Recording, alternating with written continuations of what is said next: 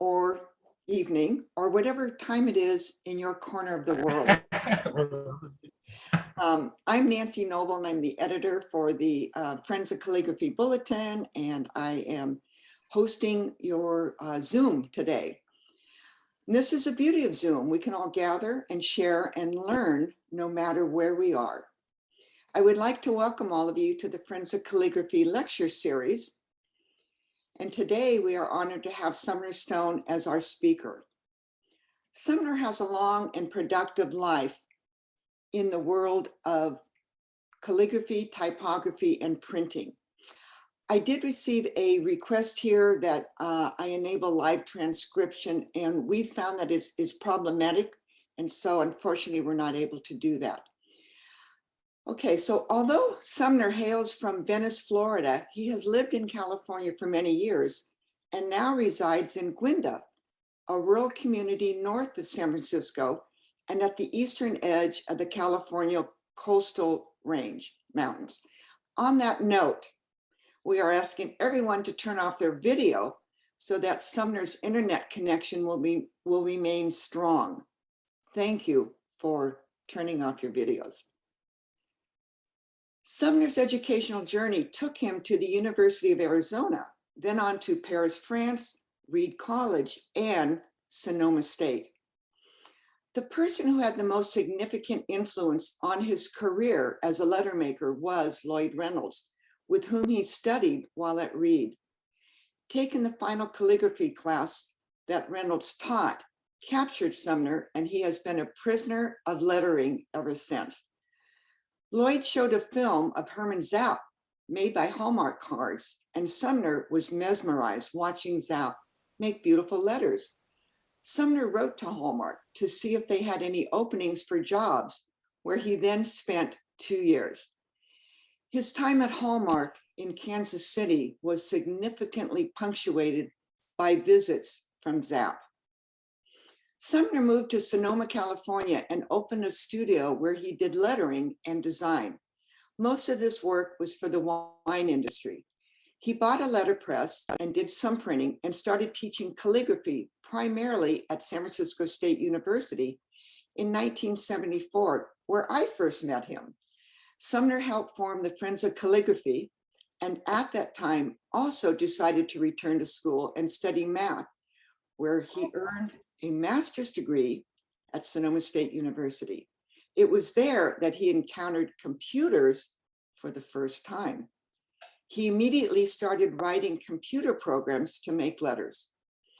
This led him to work with digital type as director of typography at Autologic and then at Adobe, where his work began on the ITC Stone family in 1987. He was responsible for hiring Robert Slimbach and Carol Twombly to work on new typeface designs. I could go on and on. However, you are here to listen to Sumner. If you have questions, please put them in the chat with 3 question marks at the start of your questions. He will answer these at the end of his talk. Yep. Take it away, Sumner. All right. Okay, so here we go. So this is from a bunch of ornaments that I made called, first of all, I want to welcome all of you to this lecture. I'm very happy to be giving a lecture to the Friends of Calligraphy. I was one of the people who started up the group, and I did quite a bit of work early on in the Friends of Calligraphy, and then I got a job. And my job was making typefaces. So that distracted me from participating in the Friends of Calligraphy, but I did participate quite actively in a group called the Association Typographique Internationale, A-Type-I, and you will hear some about A-Type-I in the lecture. And these Leaves and Straw is the name of this font of all leaves and straw taken from my farm, which is called Alphabet Farm. Here is an early poster that I did for the Friends of Calligraphy for a slide lecture by Lance Heidi. The part on the left was printed letterpress on my press set in Palatino, in my metal Palatino. by hand and printed on my press in my studio. And the right-hand side was was calligraphed and then printed silkscreen. And I had a bunch of the Friends of Calligraphy come out and help me at my studio. Okay. All right, so this is the cover of my upcoming book. The book is not yet published. I'm looking for a publisher. Anybody who has advice about that? The publishing world has been really thrown into disarray by COVID, as you may know, if you participate in it or are interested in it. It seems to be coming back, but I have a feeling it may take a little bit longer to get this book published. But many of the images that are shown in this lecture are from this book.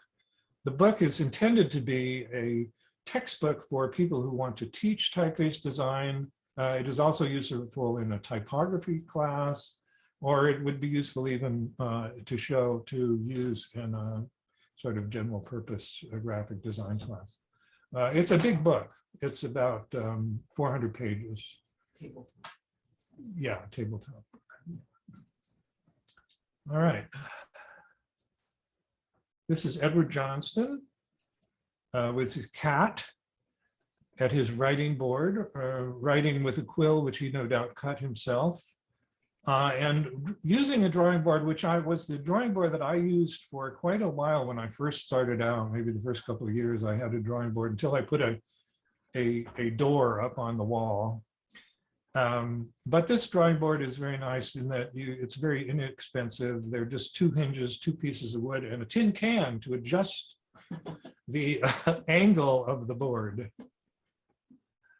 Edward Johnston wrote this book, the first book, the Writing and Illuminating and Lettering. It was published in 1906 and then republished many, many times. You can very easily find some edition of the book online for sale, and probably not very expensively. It is a book that I have used extensively during my, well, for a long time, particularly when I was beginning to learn calligraphy.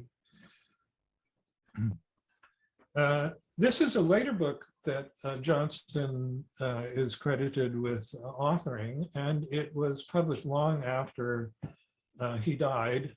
And it was put together by Heather Child. It turned out Johnston was intending to publish another book, but he didn't get time to do it. And so Heather Child got together all this material and put together this book, and it's quite a wonderful book and very important to me in my work, and especially initially. This is the manuscript, a page of the manuscript on which Johnston's foundational hand was based. It's a Carolingian manuscript, English Carolingian manuscript. It's interesting to see some other scripts here, the rustics and these beautiful, look at that D, what a gorgeous D. And here's a little enlargement of part of that page. Did the guy get liveliness into his writing? I would say so, yes. Here is Edward Johnston's copy of that script, which he called the foundational hand, which was the primary script that he taught. It's interestingly enough, I just went through Writing and Illuminating and Lettering, looking for examples of the script, and he doesn't actually say a great deal about the foundational hand in Writing and Lettering and Illuminating. That all comes from his students, really, who he taught and who propagated it, and you know, and here we have a piece which he actually did in the hand. Johnston was, in addition to being the great grandfather of our calligraphy movement, he was a typeface designer. He designed this typeface, which is still used by the London Underground. It's actually been redone a number of times by different people. Weights have been added and so on. in fairly recent times. Nadine Chahine was one of those people, and several others. But anyway, it's fascinating to see Johnston in his sort of, the preliminary work. He's obviously cut things out, pasted over them and so on. And there are all these wonderful notes down at the bottom: with care, ink, not waterproof. And there it is in use in one of my trips to London, probably sometime in the 90s. This is Lloyd Reynolds. Lloyd Reynolds, I actually took what was not actually his last class, but his last class that he taught at Reed College. And he had taught at Reed College for many years. He was involved in the drama, putting on plays at the college. He taught English initially. And more as he learned calligraphy and taught calligraphy, people became very enthusiastic about it. So this is a picture of Reynolds actually only 1 year before he passed away. He had lung cancer. This picture was taken at a workshop that he gave for a number of years at Cannon Beach. It was almost directly west of Portland on the coast, just south of Astoria. Wonderful beach where they would take you when you went to Reed College. They had a little thing before the semester actually started up when you were a freshman, where everybody would go to Cannon Beach and camp out, and you could get to know people. But this is typical of Reynolds' demos. He liked to write on butcher paper. He liked to write big in front of the class, and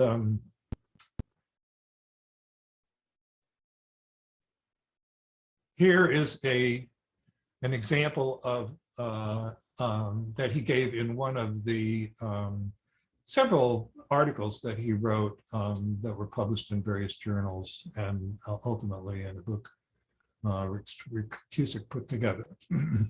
And you can see here one of the things that made a deep impression on me, which was his ability to explain how this evolution of letter form took place on a number of different levels, including just how you make the strokes, where you start, where you lift the pen, and what gets done quickly has a tendency to get rounded off. What gets done more slowly tends to be a real corner.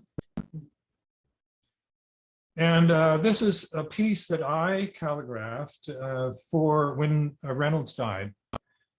For a collection which was done at the Portland Public Library of his students writing tributes to him. This is actually a haiku. You can count the syllables. At the end of Reynolds' class, I saw the film, which this is an outtake from, which was about the work of Hermann Zapf. It showed Hermann Zapf working, and it was made by Hallmark Cards. I decided very shortly after I saw this film and talked with my fellow people that I knew in the calligraphy world, they told me that Reynolds came still to Hallmark Cards as a consultant every year. I immediately decided that I was going to go work at Hallmark. You mean Zapf? I mean Zapf. What did I say? Reynolds. Oh, Zapf. So this is Hermann Zapf from the rear, but this is part of the film. And the opening of the film, it's quite wonderful. It's online. You look under Hallmark and look under Zapf, and you will find it. Zapf, Hallmark, whatever. But it's up there, and it's well worth having a look at.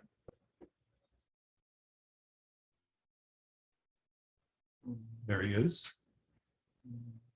So I did that. I went there. I worked with Herman. He came for several weeks every year. I think it came 3 times while I was there, and spent 2-3 weeks with the lettering artist. He was very, very sympathetic with the lettering artist and spent time with each one of them individually. Gave a lecture every afternoon and a demo and a bunch of demos. And one of the memories I have was that he was assigned to make stationery, very formal stationery for one of the halls, Don Hall, who was then the president of the company.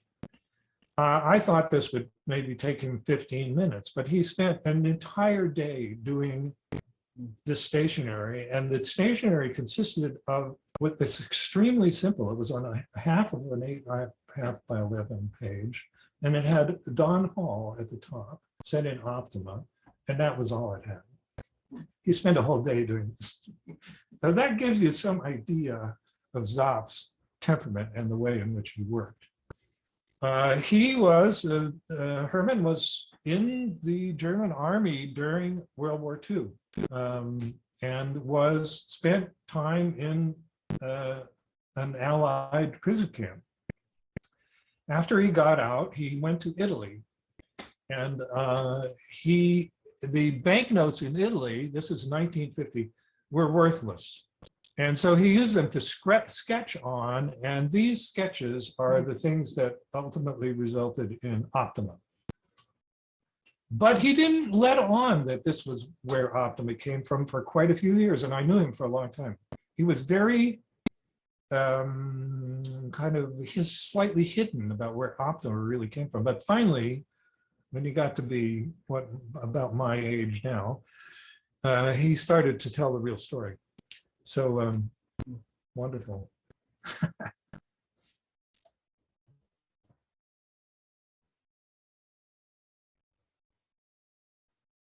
Here are also sketches. Again, this is what turned into Optima. Obviously changed a fair amount by the time Optima actually was released by Linotype in, I think, 1958. So that he worked on it for quite a while. And I was clearly, getting to know him, it was clearly one of the faces of which he was most proud. I think, I remember coming to, when I finally moved to the Bay Area, talking about this with people about Zoff and his typefaces, and you know, I think pretty much everybody who was a Zoff fan was surprised by Optima, because what they knew him by, of course, was Palatino. Palatino was the first thing that became very popular outside of Germany. And there it is. So beautiful. And not only that, he just couldn't stop. He did Optima Nova, which contains several other versions of Optima, which I am not going to talk about or show here, but you can go look at it. It's pretty interesting. And I believe that he did this basically in his 80s, Optima Nova. This is Hans Meyer. Hans Meyer, Swiss type designer, and has a wonderful little book, which you may have experienced. The original thing which appeared in this country was a little tall black book, and it was full of alphabets which Hans Meyer had himself drawn every one of them. They were exquisite. So here he is using a bamboo pen, which he made in one of the workshops that he gave when he came over here, and he stayed with me at my house in Sonoma, and he gave a workshop showing people how to cut these bamboo pens. The top, the inkwell that you see on top, is made out of a piece of tin can. And this was the drawing. I repeated it 4 times in this poster. This was the drawing of these pens that he sent me. And this is his typeface, Syntax. Those bamboo pens were cut by me. I then went about teaching other people to cut such bamboo because I loved it as a tool, wonderful tool. Here's part of the development of writing, the book, the little black book that I was talking about. This is the Roman cursive. And there is Hans Meyer sitting in an airplane that was used for crop dusting. And driving back to Sonoma, my house in Sonoma, you passed an airport where these planes were in residence, and there was a sign up said, $25, you could go up in the plane. And I asked Hans if he wanted to do it. He said, oh yeah, absolutely. It turned out that when he was a young man during World War II, they would take very sort of compact and light gliders up to the top of the mountain above Lausanne, which is where he went to school, and float down. He was a big fan. This is syntax, not a very good slide, I'm afraid, but syntax, again, it just like Zapf, Hans added to syntax later on in his life, and he was basically working, and he also did a book which was intended for teaching people how to learn how to write, do handwriting. It's used in some schools, I believe, not in Switzerland, but in Germany. And then he added the bunch of other versions. You can go look at them. They're look at fonts.com. Okay, so this is an image that was it was a photograph that was taken before World War II. This was damaged. This along with some other treasures of lettering in World War II. But this is on a wall, it was on a wall in Pompeii. It was written in 79 AD, the year that Vesuvius buried it. And it's all one message, the upper part, but it's an election poster. And one thing that you can see very clearly from these, I call this a kind of the, this is the nail in the wall. This is the proof that these letters that are only slightly more formal than those big ones that appear on inscriptions were written initially with a brush and then carved. There's the Trajan column, and down at the bottom is this inscription, the Trajan inscription, with which I'm sure you are all familiar. And I believe that, Carl, since you are in the audience, I'm going to give you credit. I believe that picture was taken by you, although that's not a very good image, but it was one of the best pictures I have, and I took a lot of pictures of this inscription. And here is Edward Katich's book on the origin of the serif, in which he in very great detail points out that they were made with a brush.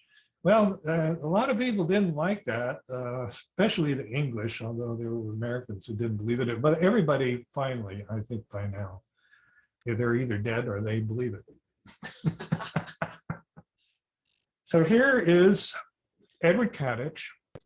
These pictures are taken from the year I was a freshman at Reed College. I had no idea who Father Katich was, and I had no idea really what the whole thing was about. I had not yet taken a calligraphy class from Reynolds, and these photographs are from the Reed College Library archives. So there he is writing with a chisel-shaped brush on Eliot Hall, which is the original first building of Reed College and still houses the administration and such. And there he is painting them on the stone and cutting them.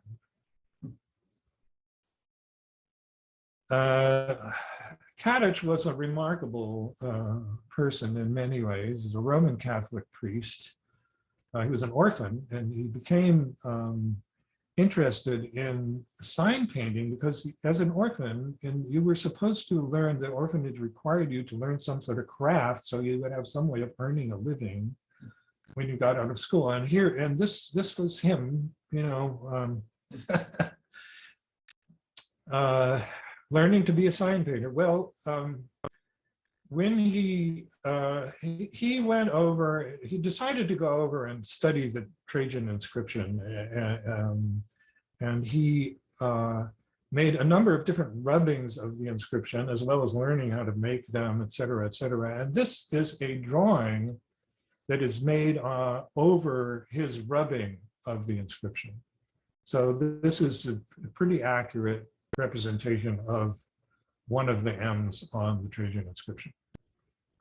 And this is Kadich writing that letter with the edged brush.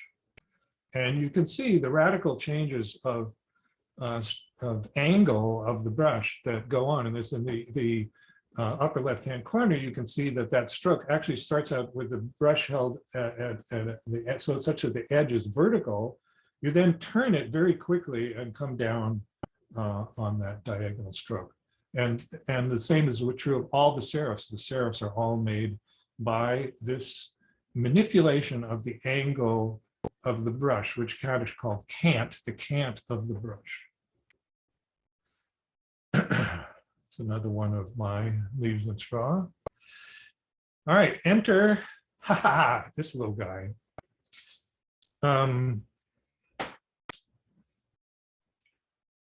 So I'm not going to describe my whole background, but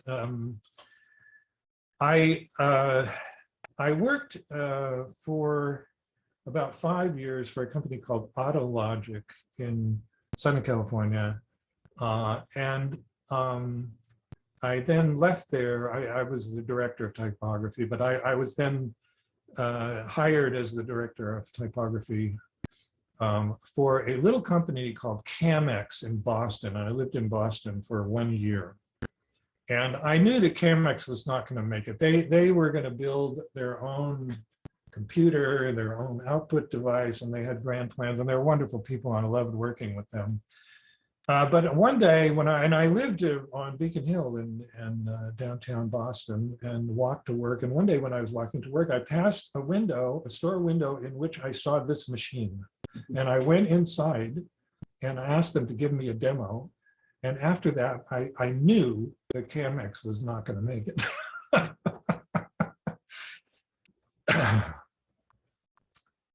So soon after that, I got a call from Adobe Systems. And I went out and interviewed, and they immediately hired me. And I said, okay, well, that's fine, but I have one condition. And that is that we do original typefaces in addition to grinding up all the old typefaces and fitting them out in PostScript format, which is a format that Adobe invented and which you had to have to run on machines that were PostScript enabled. This is Carol Twombly, one of the people that I hired at Adobe to design typefaces. And I hired her initially as a freelancer just to do trials of digitizing on that little computer, this guy, using a beta version of Illustrator, which was being developed by the software people at Adobe, to see if she could digitize the Trajan letters. Because I thought the Trajan letters were the most difficult, subtle letters to digitize that I could think of. I still think that. Anyway, Carol came on board and did a wonderful job of digitizing these letter forms. We used as a source this stuff right here. This is what Carol used as a model to design Trajan. And there is a blog on my website, www.stonetypefoundry.com. There's a blog. If you go look at the blog, you can read something about what Carol actually had to say about her process. There's several paragraphs in one of my blogs. Here is a typical example of Carol's carefulness. The only thing that varies in this presentation of the numerals, of course, there were no Roman numerals in the Trajan inscription. The Roman numerals didn't come in until the Renaissance, basically, or slightly before the Renaissance. But anyway, she was looking at the number 7. The number 7 has a different ending at the bottom in each of these cases. that gives you, that's a good take on Carol, is looking at that slide. Here are some of Carol's proofs. The H's are upside down, by the way. That's why they look weird. An interesting thing about our vision. But anyway, these are things that Carol did, proofs that she made, drawings. These are drawings, and then her notes on the proofs while she was working on the Trajan typeface. And we ultimately wound up with two weights. She suggested and made a bold weight.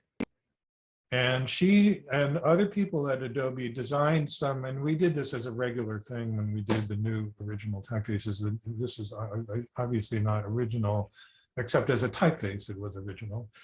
It was not original letter forms, although Carol did, and you can read the blog, there's some interesting small variations to make this into an alphabet. This is another one. I think she did that one as well. And so these are, attempts to make, and this is real stuff made with Trajan shortly, not long after it was introduced. It became a favorite of the movie industry. And for a while it was used in every single, I swear to God, almost every single advertisement for movie posters for movies that you saw. Then it just has become extremely popular. Here's an Italian wine label. This was taken in New York, in Manhattan, and even dog food.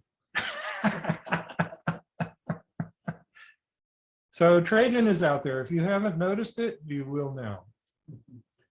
This is actually the Leaves and Straw image for Wild Oats. So I'm now going to show some of my own work.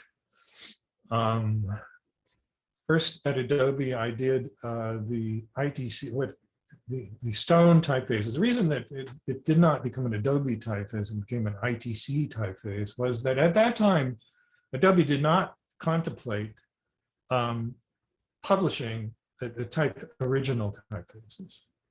They thought that was going to be too much hassle. They didn't know about the commercial market. They didn't know, their business at that time was entirely about licensing the PostScript software, the PostScript interpreter, to people who manufactured printers and typesetters and indeed computers eventually.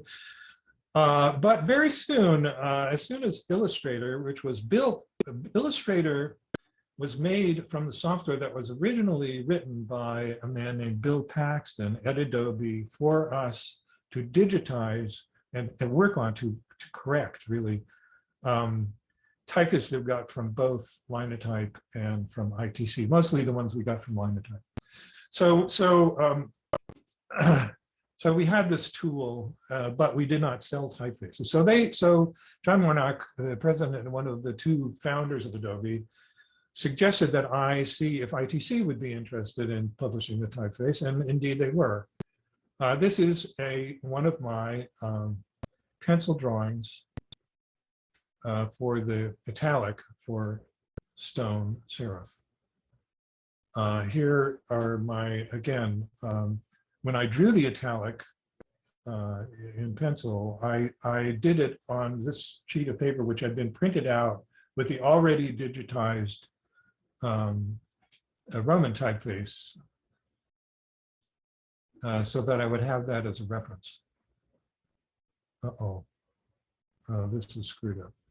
All right, ITC Stone family. So, the Stone family was published while I was at Adobe. We actually published it before ITC did. Then ITC came out with it, and then it's now sold primarily by Linotype and its subsidiaries. And this is a picture of me in my studio shortly after I left Adobe. I left Adobe at the end of 1989. I worked there from the middle of 1984 until 1989. And I founded Stone Type Foundry This is a poster that I did fairly recently, actually. And one of the typefaces that I have worked on most recently, this is a page from the typeface design book. And the typeface design book contains a number of case histories of typefaces that I designed. This is the first page of the case history of Appia. And here you see Appia, and Appia is the text typeface used in the book. Appia is the typeface of the book. And here you see Appia set in a paragraph, small caps. This is the titling version of it. This is the italic version of it. And here is Adobe Garamond, designed by Robert Slimbach.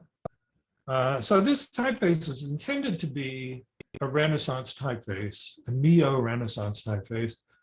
The thing that I always found puzzling about these typefaces from the Renaissance was the capitals. Because I could not understand why they didn't use the Roman imperial capital as a good copy of it as the capitals for these Renaissance typefaces in Italy. They were surrounded by these imperial Roman inscriptions, and they became very fascinated by them as time went on. This is one of the other very highly thought of inscriptions in Rome, just outside of Rome, on the Appian Way. It's known as the Appian Way inscription, hence the name of my typeface, Appia. And this is the source of the capitals that are contained in that typeface. And they're very similar in many ways to the Trajan capitals. And they were made around the same time, slightly before. So the actual exact date is not known, but close to the end of the 1st century AD. And here is a specimen of specimens of typefaces that are Renaissance typefaces, and then at the very bottom, Appia, including Appia titling, which is the charactarum is set in the titling phase, which is a different design than the text typeface. But you have the original specimen of Garamond in this famous Eggenhoff Berger specimen of 1592. And then you have revivals, Bembo, revival by Monotype of the Aldine typefaces, and then Adobe Garamond, and this revival was done by Robert Slimbach. Okay, so, and at the bottom you see Appia. And here is a comparison of the Appia capitals with the capitals that are printed in, I believe this is an Aldine book. This is what you see on the screen when you are drawing these letters. You can also put a scanned image behind this, which is not affected by your drawing. So as though that you are drawing on top of, essentially like tracing on top of something. All right, the lowercase was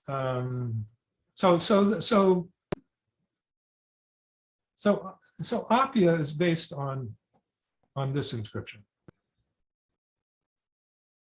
It's pretty big. You don't really get a good sense of it here, but one of the interesting things about this inscription is that it's still there in its original spot. It doesn't have, there's no problem with walking up and taking a picture of it. And thank you to Massimo for the wonderful picture. Okay, so this is Carolingian writing, and fairly quickly done, fairly lively, and a little bit informal. And as this, and this started, the Carolingian started in 9th century, went on 10th, 11th, and into the 12th century, and then starting in the 11th, 12th century, you start to get a kind of, especially in the South, in France, and in Spain and in Italy, you get this kind of, it's the early black letter, but it is a take on Carolingian from compressing it and just making it more heavy and more condensed. And this is what we wind up with the Fraktur. I think this one, that's a French manuscript. So we come to the 15th century, and really the 15th century is what this lecture is really based on, and the Appia typeface is based on. And that is the period in which a major transition took place between printing with metal movable type, between calligraphy and printing with metal movable type. This is a piece of calligraphy, remarkably enough, done by Peter Schurfer, who was Gutenberg's apprentice. There's a wonderful book called Gutenberg's Apprentice, a novel written by a Californian, and go look it up and read it. It's a wonderful book. But as you can see, Peter Schurfer bears the interesting distinction of being the only person that I know of among this group of people who started up making movable type, starting with Gutenberg, but then continuing on, not Peter Schurfer, but the process of making a type and printing with it continued on in Italy, primarily. Here's Gutenberg Bible, 42-line Bible. All right, so this is happening around 1455-ish.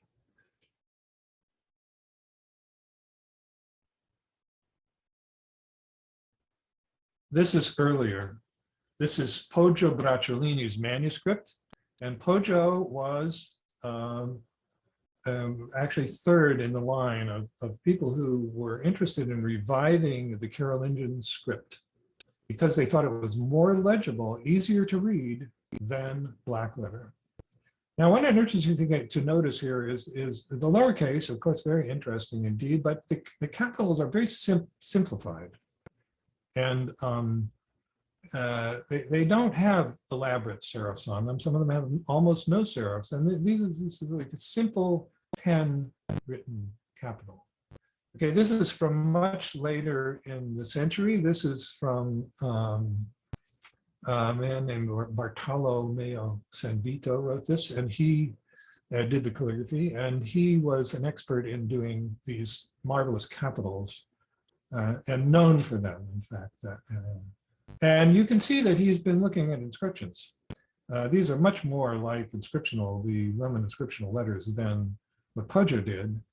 And it's interesting to see the sort of the shift in the humanist interest in letter forms from early in the century to much later.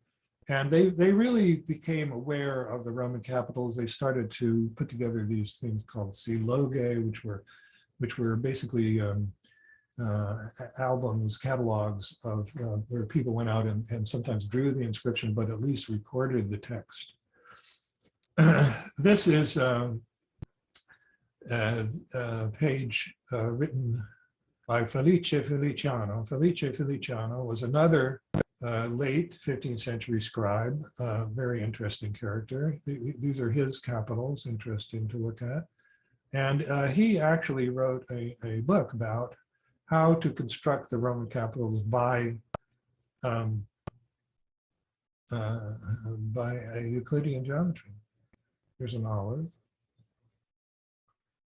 Okay, so it turned out that in order to make a metal type was a completely different process than making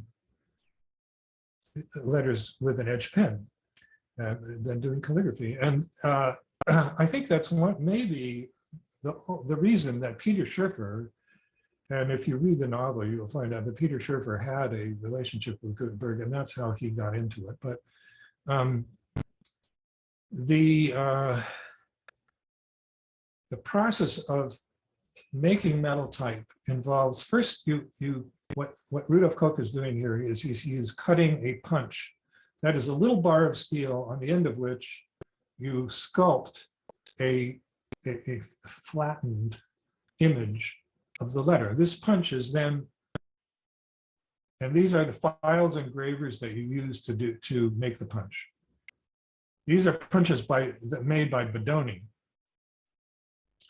And this is what is the result of punching that piece of steel, you harden it, and then you punch it into a piece of brass, and that becomes what's called a matrix. These are matrices for making a metal version of stone, which never got finished. And there is type cast from those matrices. This was done as a project by Jim Rimmer and Gerald Giampa up in Vancouver, BC. Okay, this is metal type on the top. This is, what is this? I believe this is Garamond. Yeah, this is from the 1592 poster of Garamond that I showed already. A little bit of the Eggenhoff-Berner 1592 specimen. And this, you see below, is Appia. And so Appia is a little bit heavier, as you can see in this image. And the question of weight is a very interesting thing in the digital world. I'm not going to go into it, but it's quite interesting. And this is one of the Appia characters as I digitized it,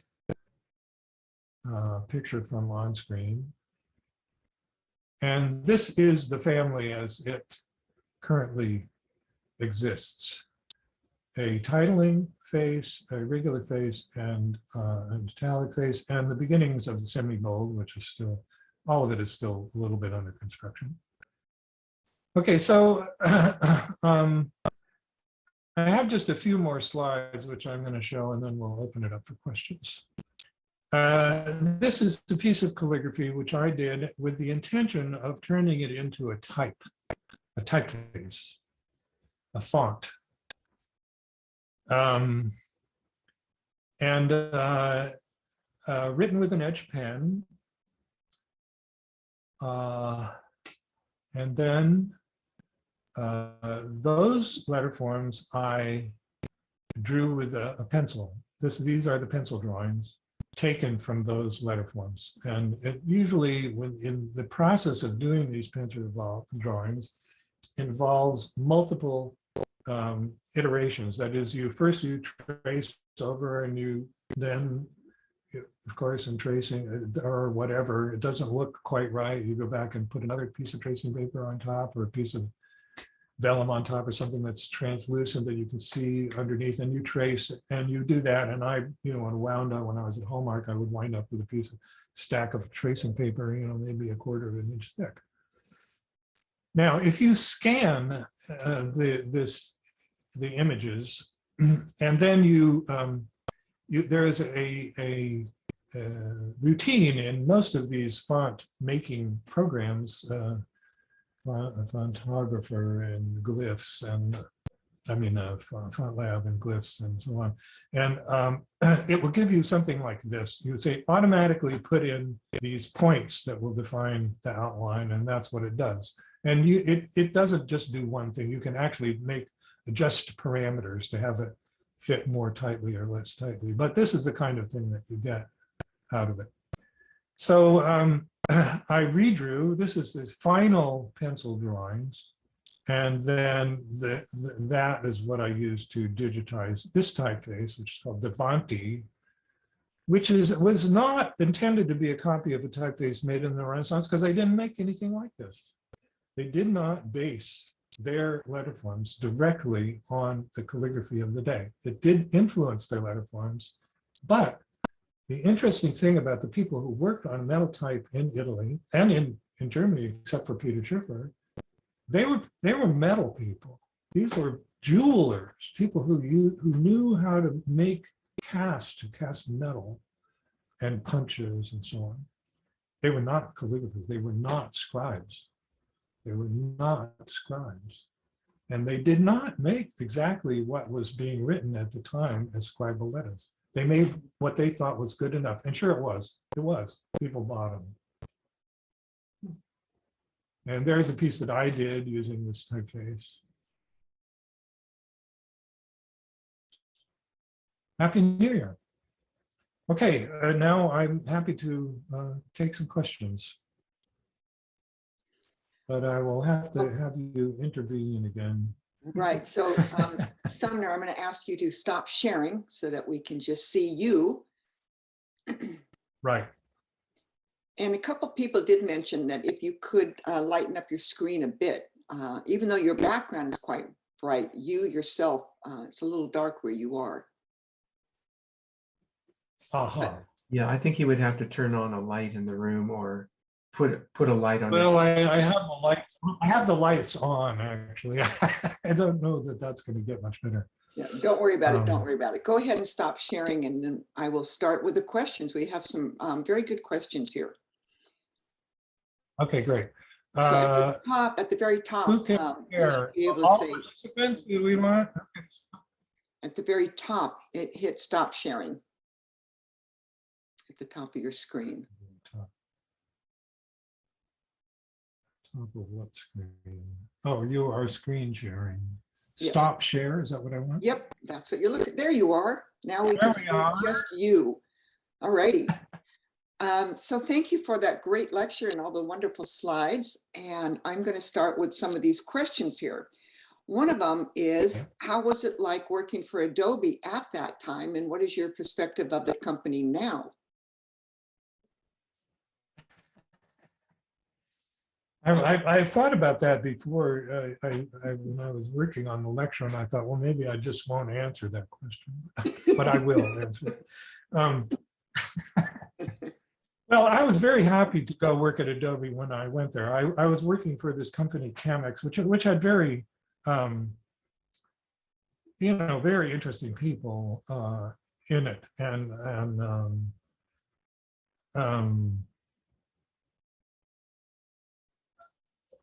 so Adobe had the whole typesetting industry, which I learned about really quite late on, but was not full of PhD, sophisticated, brilliant computer science. And sophisticated, brilliant computer science is exactly what the two founders of Adobe were, Chuck Geschke and John Warnock. They're very intelligent, knowledgeable people, and they were, I told them, I said, I want to make original typefaces. They didn't bat an eyelash. They said, oh, no problem. That's exactly what they were up to, was inventing stuff. The company grew very quickly while I was there. I was employee number 25. I don't know how many people work for Adobe now, but tens of thousands, I think. A very large number of people, a very big international company now. And it had already grown to the point in 1989 that I spent almost all of my time in meetings. And I decided that that is not what I wanted to do with my life. And I left and started Stone Type Foundry. What do I think of Adobe now? Well, it's huge. And it's very interesting that what they wound up really, starting the company was software that was licensed to people who manufactured printers and typesetters. They did not sell stuff directly to to us, general public. But then once they started writing software that was application software, then, okay, fine, now we're going to sell fonts. But that was after I had done my thing with ITC and sold the fonts for them. So I don't really have an enormous amount of knowledge about what goes on at Adobe. It's been a long time that I've been gone, and most of the people that I worked with are gone. And Adobe has really sort of pulled away from the typeface business. I think they never really wanted to do it. They regarded it as a necessary thing that they had to do their business, but it wasn't their main interest. These were people who were computer scientists. Right. Um, So when you were there, I've had some very good students who work currently at Adobe. wow, that's amazing that you were employee number 25. Wow. When you were there, then what program did you use to design your typeface? And Marco would like to know what programs you use now, or basically what different type design software have you used, and did you use, and are you using? Okay, well, a good question. Adobe wrote their own software to do the editing of the font outlines. A man named Bill Paxton wrote it, and I saw him every day. And then once I had hired some people and we started using the software, they worked with him constantly on improving and expanding the software. And as I said, that software that he wrote is what turned into Illustrator. So there were drawing tools on the screen, on-screen drawing tools, using these points and so on. And what was the rest of the question? Oh, so the question is basically, what is the evolution of software that you have used over the years for designing? Well, okay. When I worked at Autologic, I got them to license the URW, which is a company in Hamburg, Germany, made a software called Icarus, Ikarus, the same Icarus is the one who fell in sea. They had a wonderful person who did this project, was in charge of that part of URW, named Peter Caro. Peter Caro was a PhD physicist and wound up writing this Icarus software, among other things, and directing the whole company. But the Adobe software was written at Adobe and turned into Illustrator. But for some reason, they never wanted to make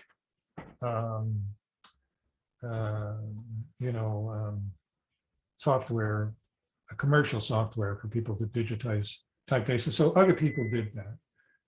A little place in Plano, Texas. What was their name? So they did Fontographer, and then there was Font Lab, and then there's Glyphs. And the truth is that I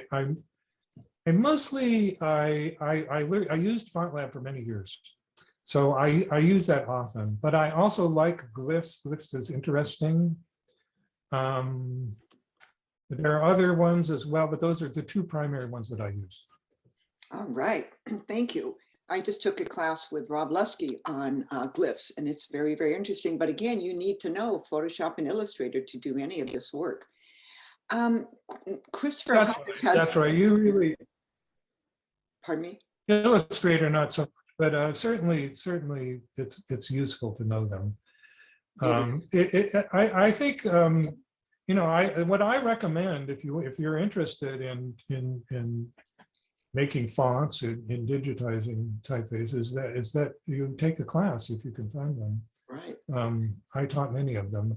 You can learn it by yourself, especially if you're already conversant with working on a computer. You can do it, but it's not trivial, and the whole thing is not trivial. Making fonts is a completely big jump from doing calligraphy. Not that it's any harder or any easier, but it's completely different.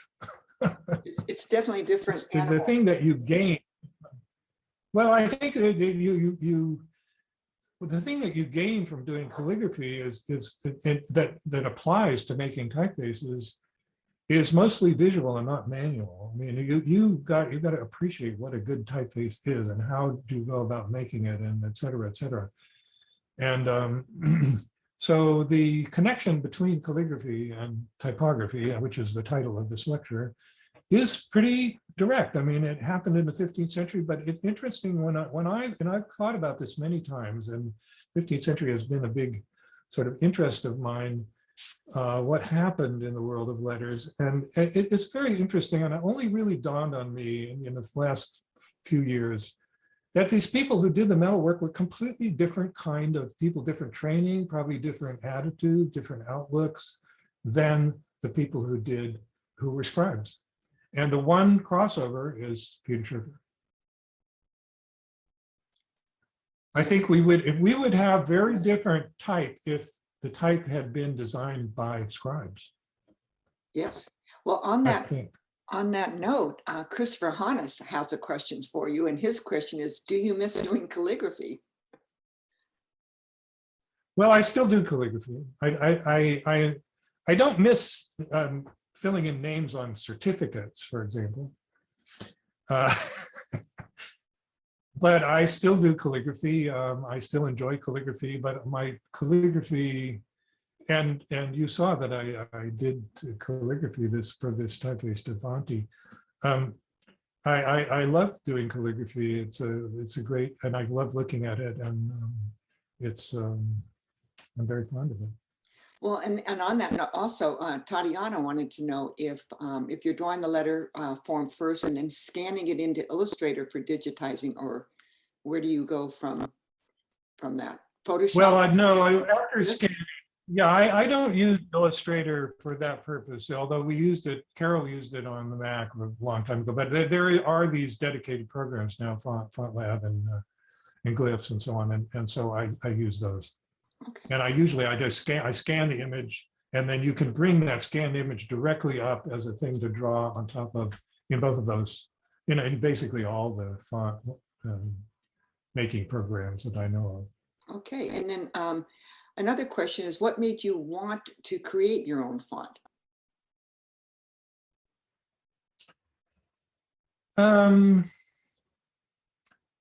Well, that's a good question. I think that I think that it came about as a fairly gradual process. I spent I did this thing at Hallmark with Zoff, and I think that was the clincher. He was making typefaces, and he sure was a good calligrapher. And I thought, okay, making typefaces, that's a thing maybe I could earn a living at. Whereas calligraphy at that time, I didn't think that was going to work. Oh, that's fascinating. Thank So you. that was one of the big reasons, yeah, why I went for the Ah, type design and thinking about type design and based on your work with and seeing what Herman Zapp was doing. Fascinating.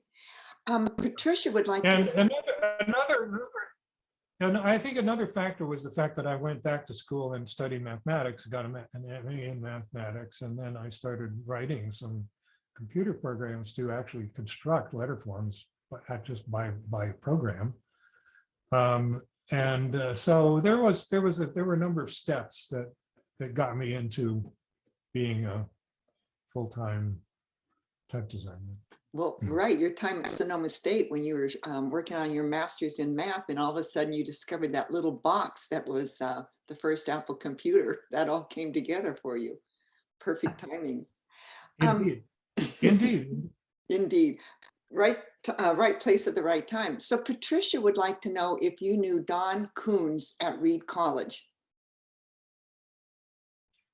I know of Don Coons at Reed College, but I didn't know him. Okay, and then next question. Do you find you need to, let's see. Oh, a little bit, confusing question. Do you find you need to heavy up the thins a tad to make the type work at smaller point sizes? Excellent question. Different point sizes is a very big deal. When you made metal type, the type obviously only worked at one size, which is the size of the piece that was on the piece of metal. And if you look closely at the history of metal typefaces, right away, people started making different, and not arbitrarily, not by accident, but people started by design making different forms for the different sizes of the letters. They made the small sizes have thicker thins. And generally speaking, the smaller sizes were also wider. Those are the two things, really, the heavier weight overall, not only thicker thins, but heavier overall and wider. So you have more space inside the letter for smaller letters.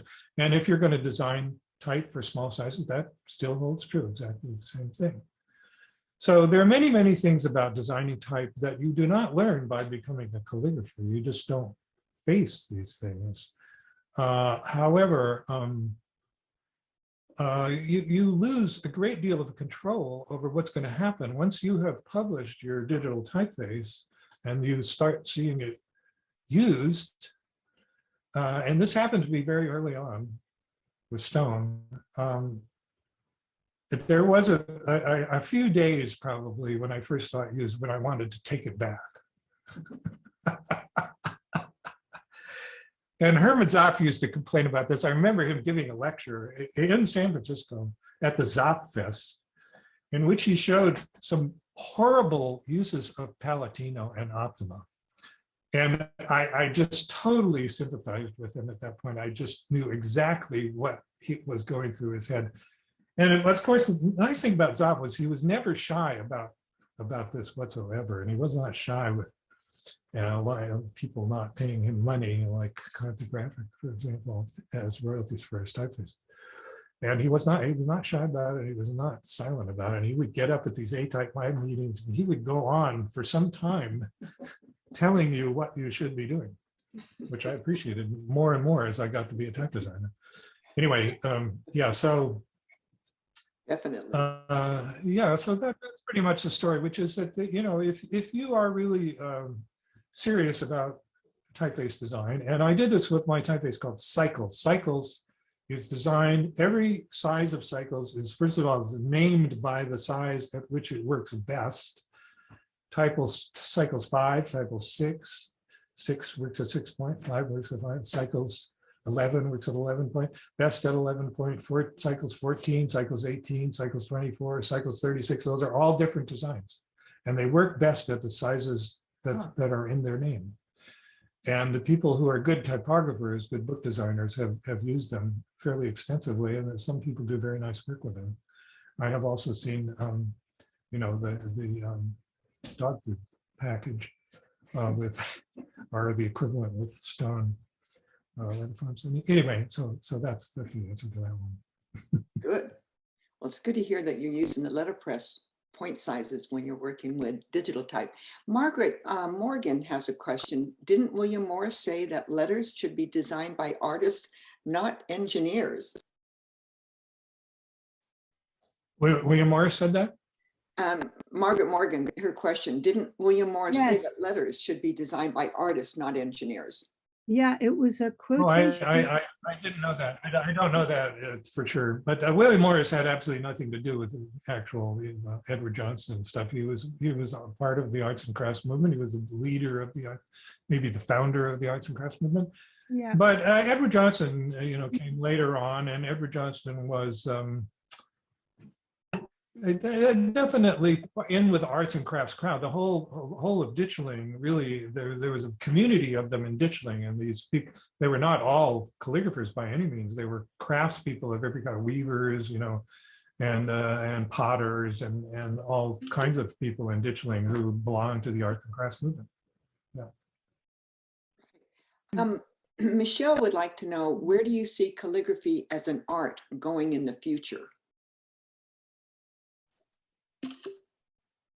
Well, that's a very interesting question. I mean, this brings up the fact that in Western culture, writing was not ever considered to be as very significant. In Rome, it was done by slaves. And really hasn't changed all that much. The place where the place where the prestige of writing is up there with art, if not even greater than art, is in China and Japan, and the people who use the Chinese tradition of writing. And in China, still today, you go into a bookstore in Beijing, which I have done, and a whole floor is devoted to books on calligraphy. Yeah, and I think, to go back to your question, the there are people who are doing calligraphy now who are really exploring, I would say, the world of using it as an art form, and where the visual properties of the writing become paramount and the linguistic properties of the writing are less. And Thomas Ingmar, who gave the last lecture in the series, I thought an excellent lecture, is a person who does precisely this kind of calligraphy. That is, some of these things you can read, but it's not easy. And the point of them is not to make them easy to read. The point of them is for them to be visually fascinating, which they are. As I mentioned, Rob Lusky taught a glyphs class just recently that Angie Van Gallis made possible for all of us. And in that class, Trish Meyer said, in our type design class, the question came up about where you would go to sell your first font. Would my fonts take a single font from a new designer? In other words, how do I actually no, I don't know the answer to that last question. I don't know the answer to that, what my fonts will or will not take. But the situation is very, very different today than it was when, certainly when I started doing it on my own, which was in 1990. I went out and started and made Stone Type Foundry, whose business was designing typefaces and selling them. And I've made a living ever since. So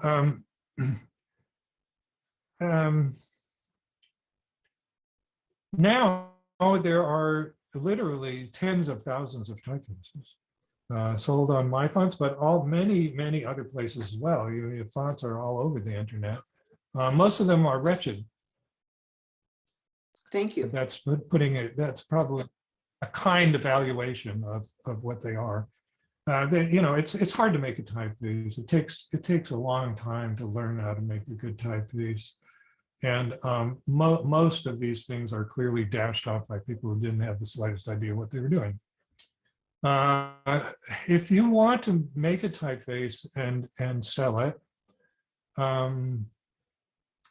it's not so easy. There are some smaller foundries that have started up. The most recent one that I have been interested in is the one that has been started up by John Boydley and Nadine Shaheen, called I Love Typography. John has had a blog for many years, but they finally started up with Nadine. They started up a type foundry. Nadine was in charge of the Monotype's drawing office. So there are alternatives, and if you send it to one of these smaller foundries who has somebody who knows what they're doing, and you have a good typeface, there's a good chance they might be interested in doing it, even just one. But it has to be good. How do you tell whether it's good or not? If you don't know, it's probably not good. So let's see. It takes a lot of study. It takes a lot of study and a lot of doing to learn how to make a professional grade typeface. That's just the way it is. There are a lot of typefaces out there get sold, but that doesn't mean that they're widely used or even sold at all. And you're right, there's so many typefaces out there that really shouldn't be out there. And with that question, Juan wanted to know, he's curious about your thoughts on originality in typeface design. Is there such a thing? If so, what separates an original design versus a revival? That's a very good question. And that is something I have spent a good deal of time thinking about. When I went to Adobe and I hired Carol and I hired Rob Simlack, and we called them the Adobe Originals, even though a lot of them were not original in the sense that they were completely different than anything that had occurred before. For example, the Trajan typeface, and then Lithos, and then Charlemagne, those are all based on historical letterforms before the invention of movable type. They were, in that sense, they were not based on typefaces, but they were based on previous historical letterforms. It's a tricky question, and it's complicated by the question of what can you claim is your original work in whatever country you happen to sell it in, and is it protected by patent or by copyright? And so the judgments are made about that. There is a big gray area, I would say. There are many revivals that are done where people are really attempting to copy as best they can what the historical forms were. However, there also are many typefaces based on previous letter forms, but they depart in some significant way from the previous letter forms, even though that was taken as a starting point by the designer. Well, then how do you decide whether that is original or not? It's difficult to do. And I would say requires an expert, really, person who knows what they're looking at and what the history of deciding this important question has been. And it's not so simple, especially as you get more and more typefaces. But I don't know. I mean, there have been. It's probably the subject of a whole lecture. It's not simple. Definitely. Not Well, simple. I think we're going to finish up your talk with the last question, which is, when do you think your book might be out? When will we be able to purchase your new book? Well, I'm glad somebody asked the question. I sent it out to publishers right at the beginning of the pandemic. Exactly the worst time to send the book out to publishers, but of course I didn't know that. So now I have been waiting, and the book has actually changed somewhat, and it's been added to. It's currently being indexed, and it's ready to go. It could also be an online book. I have not made that decision completely. One of the people who has helped me very significantly with the book is Linnea Lundquist. Linnea has been an incredible proofreader of the book, and also has done the work at Adobe in the typeface design department, and has been working on finishing up the character sets for Appia as well. So I am greatly indebted to Linnea for that work, and so I'm hoping the book will be published soon. It certainly, I certainly think that there's existing courses already that can use this book as a textbook, and there are plenty of professional people that I think would like to know what is in this textbook, but unless you happen to be in the type design biz, you don't know it. It's difficult to find it out. Well, I'm glad you have Linnea working with you. You do have a really good person. I'm going to remove the spotlight and just put everybody back in gallery view so that we can, if you want to turn your video back on. And I do want to remind everybody that this lecture has been recorded. I'm going to turn off the recording now, but just to let you know that